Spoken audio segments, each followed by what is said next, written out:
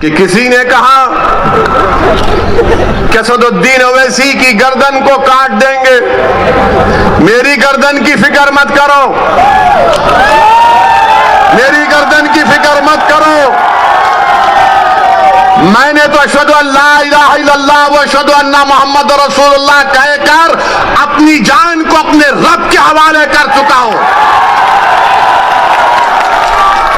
जन्नत के एवज में इंशाअल्लाह ताला अपनी जान को अपने रब के हवाले कर चुका हूं। वो मुझे खून के लुत्फे से जब बनाया है, जब वक्त आएगा चले जाएंगे। कोई नहीं टिकेगा इस दुनिया में, कोई नहीं टिकेगा। बड़े बड़े वजीर आजम आए, सबको जाना पड़ा। कितने प्रधानमंत्री आए, सबको जाना पड़ा। मैं भी जाऊंगा। तुम अपनी फिक्र करो, तुम अपनी फिक्र करो कि मेरी गर्दन काटेंगे। गर्दन काटने से क्या हक की आवाज दब जाएगी? क्या गर्दन काटने से सच्चाई छुप जाएगी? क्या गर्दन काटने से जालिम के खिलाफ आप लोग नहीं लड़ेंगे?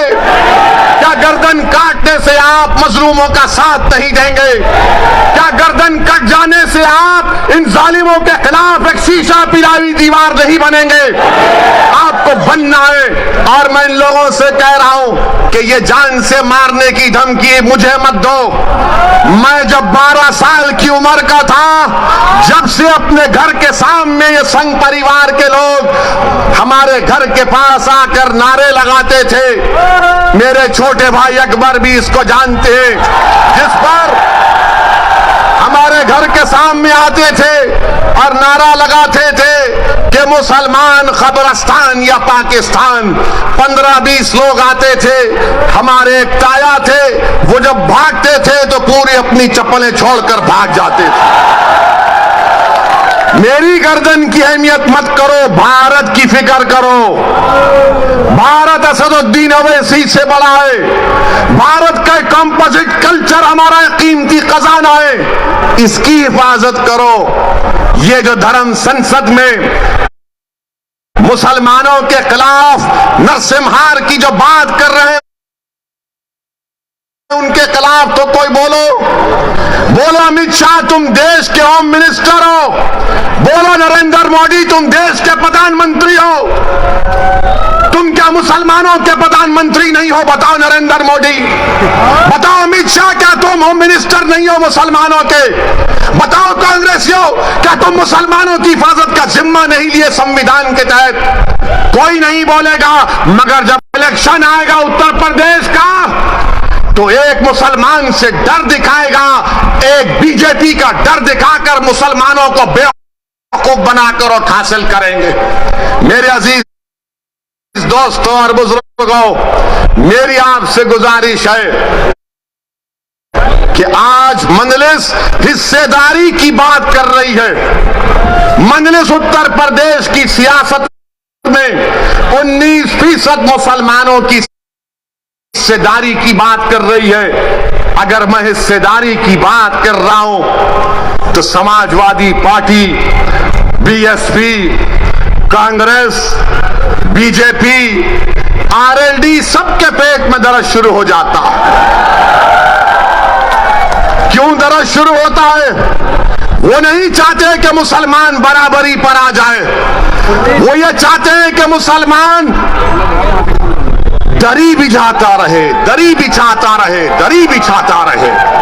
वो चाहते हैं कि मुसलमान दरी बिछाता रहे, उसको बेशर्म किया जाए, मगर उसके मुकद्दर में दरी बिछाना है। मैं तुमसे कह रहा हूं कि दरी अब तुम नहीं बिछाओगे, तुम कुर्सी पर बैठोगे और राज भी करोगे इंशाअल्लाह ताला। तुम अपने मुकद्दर के फैसले आप कर सकते हैं। बरसों आपने समझा कि नहीं कांग्रेस का साथ देंगे, कांग्रेस हमारे मुकद्दर के अच्छे फैसले करेगी।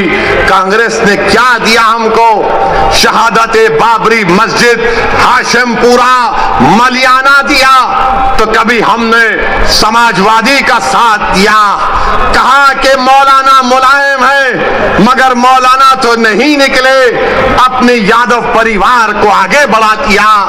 तो कभी आपने कहा कि चलो इनके बेटे का साथ देते हैं, तो हमको क्या मिला? मुजफ्फरनगर मिला। फिर आपने बीएसपी का साथ दिया, कौन सा हिस्सा मिला आपको? कौन सा हिस्सा मिला आपको?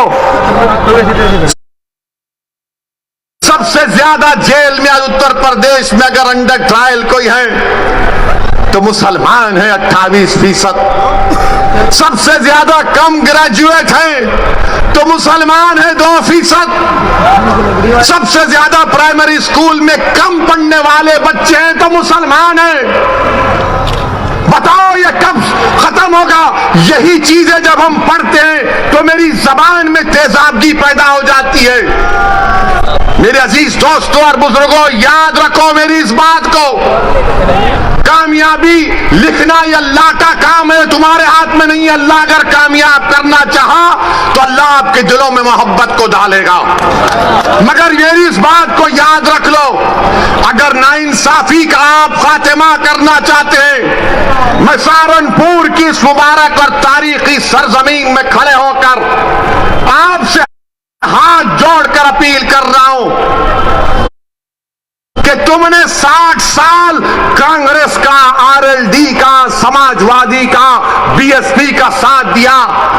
एक मर्तबा अपनी क़यादत को बनाओ, अपनी पार्टी को मजबूत करो, अपनी नेता को बनाओ जो तुम्हारे इशारे पर उठेगा, जिसकी दिलों में तुम्हारी मोहब्बत होगी, जिसकी जबान पर सपा, बीएसपी, कांग्रेस का डर नहीं होगा, उसकी जबान पर तुम्हारे इंसाफ के मुतालबे रहेंगे।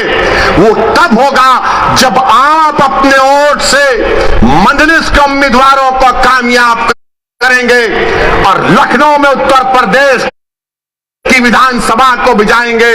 लोग उठकर कहेंगे मेरे आज के इस भाषण के बाद के ओवैसी जज्बाती तकरीर तो करता है, मगर अगर मजलिस के 8-10 एमएलए विधायक जीत जाते हैं तो क्या होता है? 400 की विधानसभा में मुझे किसी ने कहा था, किसी एक सेकुलर पार्टी के एक शख्स ने पार्लियामेंट में मुझसे कहा था, अरे ओवैसी तुम उत्तर प्रदेश को जाते हो, गरम भाषण देते हो, मगर अगर तुम्हारे विधायक जीत जाएंगे तो क्या होगा? मैंने कहा सर अभी पार्लियामेंट में तकरीर है, आकर बैठिए। उस वक्त हमने कहा आइए बैठिए। बोले क्या बोलोगे? मैं 4-5 मिनट हम बोलते हैं, बैठकर देखिए मजा आएगा। हमारा अल्लाह ने हमको बोलने की सलाहियत दी और फिर उसके बाद हम जब बाहर निकले हमने कहा बताओ कैसा लगा? तो कहा अगर तुम्हारी तरह बोलने वाले उत्तर प्रदेश की विधानसभा में पहुंच जाएंगे तो उत्तर प्रदेश में मुसलमानों की सफों में इनकलाब बर्पा हो जाएगा और इनकलाब बर्पा होगा इंशाअल्लाह ताला। इंशाअल्लाह ताला इनकलाब बर्पा होगा, क्योंकि अब तक हमने अपनी जबानों को दबा कर रखा। अब तक हमने अपने दिलों में जो हमारी ख्वाहिशात थी